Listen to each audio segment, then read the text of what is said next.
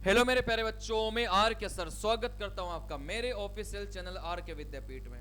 बेटा आज अपन बात करेंगे सीधे एक विद्यार्थी से 23 जून का जो आज का पेपर रहा है वो कैसा रहा है, ठीक है ना। चलिए, तो आपको काफी इस वीडियो से जानकारी और मोटिवेशन दोनों मिलने वाला है, क्योंकि देखो क्या होता है कि ज्यादातर बच्चे अटेम्प्ट कम ही कर रहे हैं। तो आप लोग ऐसा मत सोचिएगा कि आप ही लोगों के अटेम्प्ट कम हो रहे हैं, मतलब ज्यादातर बच्चों के अटेम्प्ट कम ही है, ठीक है ना। तो अपन सीधे आज बात करेंगे, सीधे स्टूडेंट से अपन मिलेंगे और उन्हीं से बात करेंगे कि आज का पेपर कैसा रहा है। तो मैं बुलाना चाहूंगा हमारे एक स्टूडेंट है, उनसे आपकी मुलाकात करवाऊंगा और अपन जानेंगे कि आज का पेपर का लेवल क्या था, पैटर्न क्या था, कैसा पेपर रहा, कितने अटेम्प्ट ज्यादातर बच्चों के रहे हैं, उनके कितने रहे हैं, ठीक है ना। चलिए,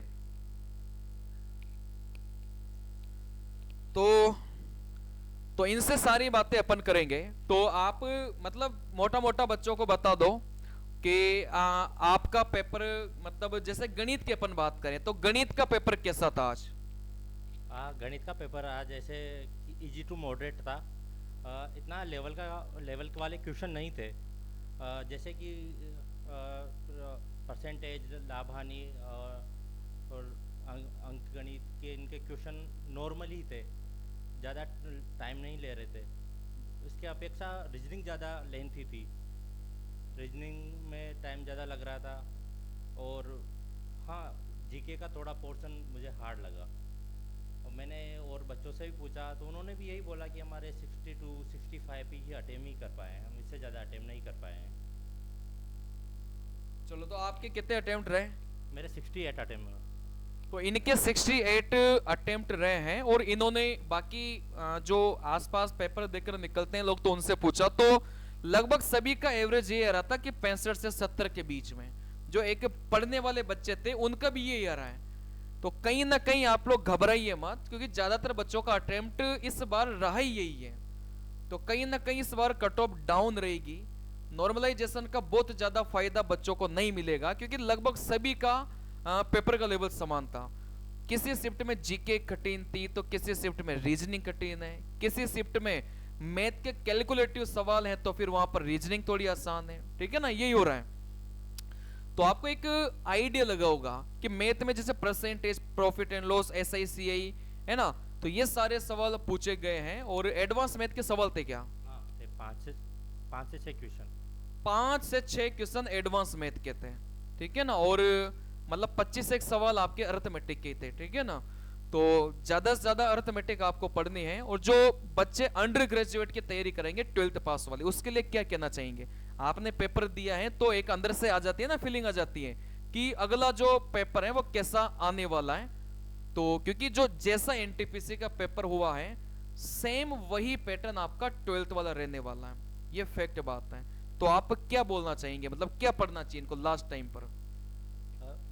जैसे कि ज़्यादा हार्ड क्वेश्चन पे इतना वो फोकस करने की ज़रूरत नहीं है। जो अपन डेली रूटीन, डेली जो प्रैक्टिस करते हैं वो वाले क्वेश्चन ज़्यादा आए हुए हैं आज। और जैसे मैंने तो यूथ वाली बुक ही लगाई थी।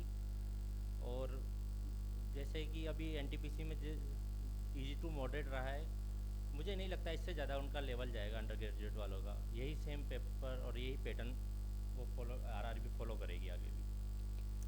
तो देखो, बहुत ज्यादा पेपर कठिन नहीं रहा, सिर्फ जी के कठिन नहीं है। जैसे इन्होंने मैथ का लगभग पूरा ही पेपर बना दिया। इन्होंने रीजनिंग जितना बाकी बच्चे बना रहे थे उतना इन्होंने भी बना दिया, क्योंकि जो कैलकुलेटिव थे वो तो सभी के लिए है। और उसके अलावा जीके वाला जो पोर्शन है वो आप लोग जानते हो कि इस बार जीके कहां से पूछी गई है, ठीक है ना। तो जो लगभग सभी ने बनाया वो इन्होंने भी बना दिया।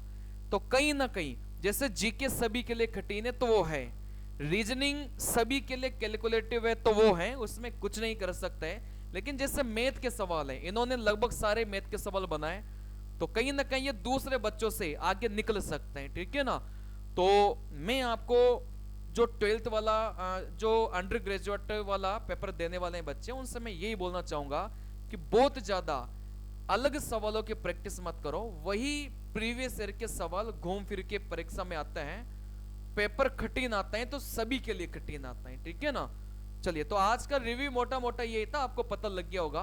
और बहुत ज्यादा वीडियो को लंबा नहीं करेंगे। शॉर्ट एंड शॉर्ट में बात यह है कि बहुत ज्यादा टेंशन लेने की जरूरत नहीं है, ठीक है ना।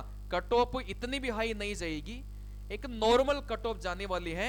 65 से 70 के बीच में लगभग सभी बच्चों के अटेम्प्ट रहे हैं, तो कहीं ना कहीं कट ऑफ का अंदाजा भी इससे लगता है कि इतनी कट ऑफ रहेगी 65 से 70 के बीच में, जैसा मुझे ऐसा लगता है। जितने भी स्टूडेंट से आज दिन तक मैं मिला हूं, उनके रिव्यूज मैंने लिया, सारे बच्चे 65 से 70 के बीच में ही अटेम्प्ट कर पा रहे हैं। कोई कोई बच्चा 75 तक गया है, लेकिन उसके गलत कितने निकलेंगे वो तो आंसर की आने के बाद ही पता चलेगा, ठीक है ना। तो ज्यादा टेंशन मत लो, चिल रहो, मस्त रहो। चलो मिलते हैं अगले वीडियो में, तब तक के लिए नमस्कार।